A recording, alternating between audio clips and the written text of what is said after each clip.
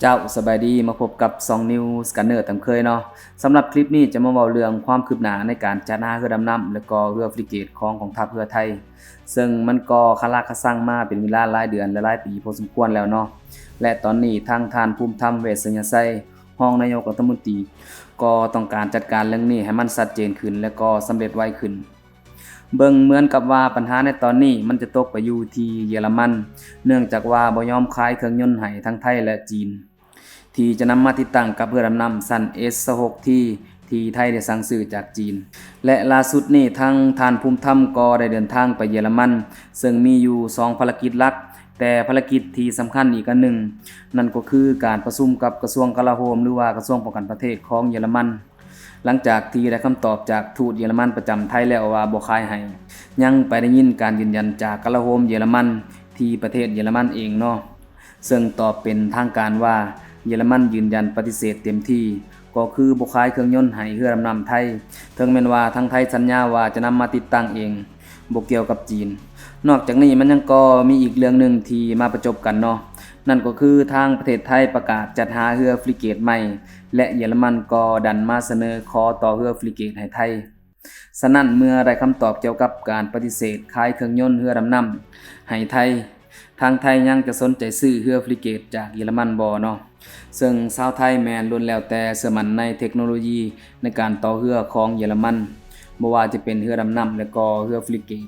เดี๋ยวท้ายคลิปพวกเราจะมาเจาะรายละเอียดนำกันตื่มเนาะว่าเทคโนโลยีเยอรมันมีหยังดีแด่เป็นหยังชาวไทยและก็ชาวตะวันตกจึงเชื่อมั่น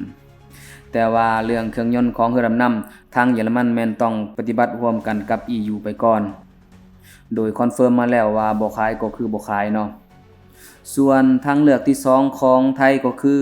ตอนนี้แม่นยังคงรอการทดลองนำใช้เรือดำน้ำของจีนที่ใส่เครื่องจักรของจีนผลิตเองซึ่งตอนนี้ทางปากีสถานแม่นได้ทดลองนำใช้มาหลายเดือนพอสมควรแล้วเนาะถ้าว่าทางปากีสถานนำใช้แล้วบ่เกิดปัญหาคิดว่ากองทัพเรือไทยก็อาจจะเลือกทางเลือกสุดท้ายนี้เนาะนั่นก็คือใส่เรือดำน้ำที่จีนสร้างและก็ใส่เครื่องยนต์ของจีนเองพวกเฮามาเบิ่งรายละเอียดเรือของเยอรมันที่ขอต่อให้ไทยกันเนาะพร้อมทั้งประเทศคู่แข่งที่ขอต่อให้ไทยเช่นเดียวกันมาเริ่มจากของเยอรมันนี่เนาะซึ่งออฟเซ็ตของเยอรมันก็ดีพอสมควรเนื่องจากว่าเยอรมันจับมือกับบริษัทมาซันของไทยในการนำเสนอต่อเรือให้กองทัพเรือไทยที่เบิ่งแล้วแม่นจะมีการจ้างงานและก็ถ่ายทอดเทคโนโลยีหลายแน่นอนเนาะซึ่งบริษัทของเยอรมันที่จะร่วมต่อเรือนี่นั่นก็คือบริษัท ThyssenKrupp Marine System หรือว่า TKMS ร่วมกับบริษัทมาซันจำกัดมหาชนของไทยซึ่งเป็นบริษัทอู่ต่อเรือของไทยที่ได้ต่อเรือและส่งมอบให้ลูกค้าทั้งภายในและต่างประเทศมาแล้วกว่า322ลำได้ร่วมกันเสนอเรือฟริเกตเมโค A100 หรือว่าเมโก A100 เนาะซึ่งภายใต้ความเป็นหุ้นส่วนนี้ทางบริษัท TKMS ของเยอรมันจะส่งมอบการออกแบบและการสนับสนุนทางเทคนิคของแบบเรือฟริเกตในขณะที่บริษัทมาซันของไทยจะทำหน้าที่ในฐานะเป็นผู้นำภาคอุตสาหกรรมของไทยในการสนับสนุนการสร้างเรือและความต้องการห่วงโซ่อุปทานซึ่งทางบริษัทมาซันเองก็ได้กล่าวว่า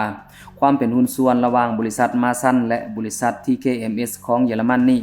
ได้มุ่งเป้าไปที่การสร้างขีดความสามารถทางด้านเทคนิคและก็ภาคอุตสาหกรรมของไทยเช่นเดียวกับการทำให้ตรงต่อความต้องการสำหรับเรือฟริเกตในอนาคตของกองทัพเรือไทยเอาง่ายๆก็คือถ้าเลือกเยอรมันการสร้างขีดความสามารถแม่นได้หลายแน่นอนและอีกอย่างการออกแบบที่เป็นเอกลักษณ์ของเยอรมันบ่ว่าจะเป็นเรือดำน้ำแล้วก็เรือผิวน้ำก็คือการออกแบบเป็นโมดูล่าซึ่งจะเฮ็ดให้ทางไทยสามารถปรับแต่งเรือฟริเกตลำนี้ได้ตามความต้องการของกองทัพแต่ว่าก็ต้องมาเบิ่งเรื่องสมรรถนะของเรือนำอีกว่าตรงความต้องการบ่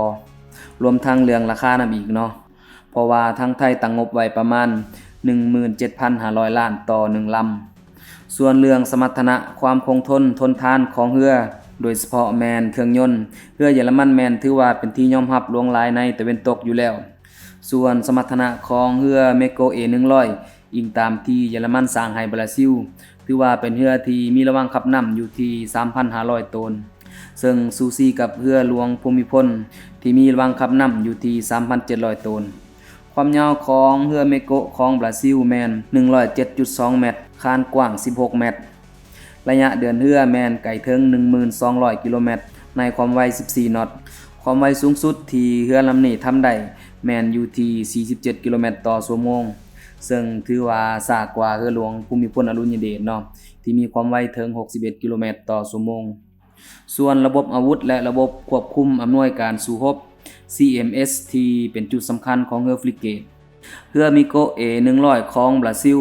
ใส่ระบบอำนวยการสู้รบของเยอรมันซึ่งโครงสร้างของระบบแมนแบบเดียวกับระบบของเรือภูมิพลแต่ว่าเรือหลวงภูมิพลแมนใส่ค่ายของสวีเดนและเรือบราซิลลำนี้แมนใส่ค่ายของเยอรมันเรดาร์ของเรือหลวงภูมิพลแมนกวดจับเรือผิวน้ำได้ไกลกว่าก็คือ100 กิโลเมตรและเรดาร์ของเมโกะ A100 ของบราซิลลำนี้แมนกวดจับได้90 กิโลเมตรซึ่งที่เมโกะลำนี้ได้เปรียบก็คือทอยิงขีปนาวุธแนวดิ่ง VLS แมนมีหลายกว่าเพราะว่าเรือหลวงภูมิพลแมนมีเพียง8ทอยิงส่วนเมโกะมีถึง12ทอยิงนอกนั้นทอปล่อยตอร์ปิโดแมนมี2จุดละ3ทอยิงเหมือนกันแทนปล่อยขีปนาวุธแบบบั้งที่ไทยใส่ยิงขีปนาวุธ5ปูนก็มี2จุดละ4ทอยิงรวมเป็น8ทอยิงเท่ากันหมดทั้ง2ลำส่วนปืนใหญ่ลักก็แม่นรุ่นโอโตเมเลล่า76 มม. เช่นเดียวกับเรือหลวงภูมิพลอดุลยเดชแต่ว่าที่แตกต่างก็คือถ้าจะติดตั้งระบบที่ยิงกระสุนความไวสูงและแตกอากาศหรือว่าดัดเรือของบราซิลจะได้เปรียบสามารถยกทั้งระบบมาติดตั้งได้เลยหรือสามารถสั่งให้ติดตั้งตอนผลิตเลยก็ได้เนื่องจากว่าเรือเยอรมันเป็นระบบโมดูลอยู่แล้วและในขั้นตอนการผลิตทางไทยแมนสามารถสั่งติดตั้งระบบของสวีเดนใส่ทั้งระบบได้เลยเนาะเว้าเฉพาะระบบปืนลักถ้าเรือหลวงภูมิพลต้องการยิงลูกกระสุนแบบดัดต้องได้อัปเกรดปรับปรุงขนาดใหญ่และเสียงบประมาณหลายกว่าต่างจากเรือเมโกะที่สามารถยกทั้งระบบมาติดตั้งได้เลยอันนี้ก็คือความได้เปรียบของค่ายเยอรมันเนาะที่กินค่ายเกาหลีไปแล้ว1แต้มซึ่งสเปคเรือในยุคสมัยใหม่นี้สิ่งที่ขาดบ่ได้ก็คือระบบ CMS ที่ต้องติดตั้งอยู่ในเรือและดังที่ข้าพเจ้ากล่าวมานอกจากนั้นแม่นระบบต่อต้านโดรนที่ต้องพิเศษกว่าเรือที่ผลิตในปีก่อนๆซึ่งระบบแจมโดรนสมัยใหม่ก็ต้องมีและปืนยิงสกัดที่ใส่กระสุนลูกปืนดัดได้ก็คือกระสุนที่ยิงได้ไวหลายนำวิธีและแตกอากาศซึ่งเป็นการยากที่เป้าหมายจะลบเลียงได้นอกจากระบบขีปนาวุธอื่นๆที่เป็นหลักในเรือที่จำเป็นอยู่แล้ว2อย่างนี้ถือว่าขาดบ่ได้ในเรือสมัยใหม่เพราะว่าภัยคุกคามจากโดรนแมนอันตรายหลายในยุคสมัยนี้อันนี้ก็คือเรือค่ายเยอรมันที่ขอต่อให้ไทยเนาะส่วนคู่แข่งก็จะมีเกาหลีใต้ที่ขอต่อเรือภูมิพลอดุลยเดชลำที่2ซึ่งขอได้เปรียบตามที่ข้าพเจ้าได้กล่าวไปแล้วเนาะถ้าบ่มีเงื่อนไขด้านการเมืองและก็การค้าคิดว่าเรือเมโกะ A100 น่าจะได้เปรียบกว่านอกจากนี้คู่แข่งอื่นก็ยังมีฝรั่งเศสที่เสนอต่อเรือซันเฟลมที่มีระวังขับน้ำถึง 6,000 ตนซึ่งนอกจากเรือเยอรมันข้าพเจ้าจะบ่ขอลงรายละเอียดอย่างไรเนาะถ้าว่าไผต้องการรู้รายละเอียดตื่มแมนสามารถเม่นกันได้ด้านลุ่มและก็ต่อมาแมนมีอังกฤษอีกที่เสนอเรือสั้น Arrowhead 140ที่เป็นเรือขนาดใหญ่มีระวังขับน้ำอยู่ที่ 5,700 ตน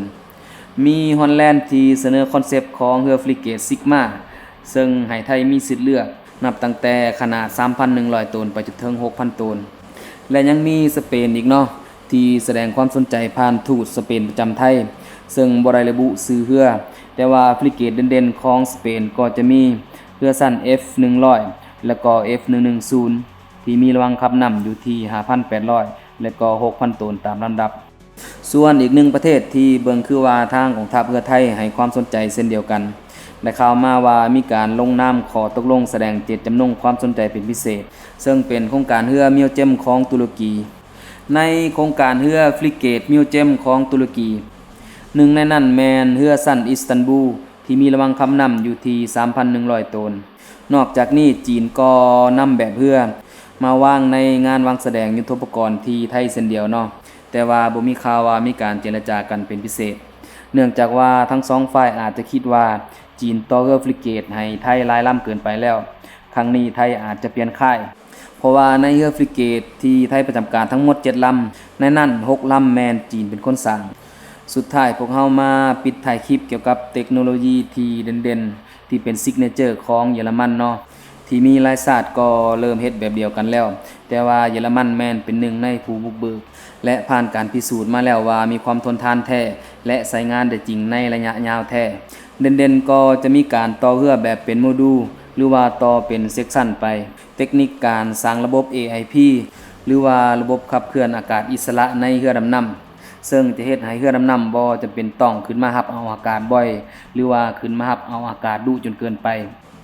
สามารถอยู่เงียบๆนิ่งๆใต้น้ำได้ดนหลุดพ้นการถูกกวดจับของฝ่ายศัตรูซึ่งสวีเดนก็เป็นหนึ่งในประเทศที่บุกเบิกระบบนี้เช่นเดียวกันและอีกเทคโนโลยีที่เด่นๆอีกอันหนึงก็คือการผลิตเครื่องยนต์ของเยอรมันแม้นมีความกระทัดรัดเครื่องยนต์มีความทนทานและมีความเงียบกว่าเครื่องยนต์ของหลายๆประเทศซึ่งเครื่องยนต์ก็เป็นองค์ประกอบหลักหนึ่งที่เฮ็ดให้เรือมีความล่องหนขึ้นตื่มและทั้งหมดทั้งมวลนี้ก็คือความคืบหน้าในการจัดหาเรือดำน้ำและสมรรถนะการต่อเรือของเยอรมันเนาะที่ข้าพเจ้านำมาฝากสำหรับคลิปนี้อย่าลืมกดติดตามเพื่อรับชมคลิปต่อๆไปของพวกเราอีกขอขอบใจ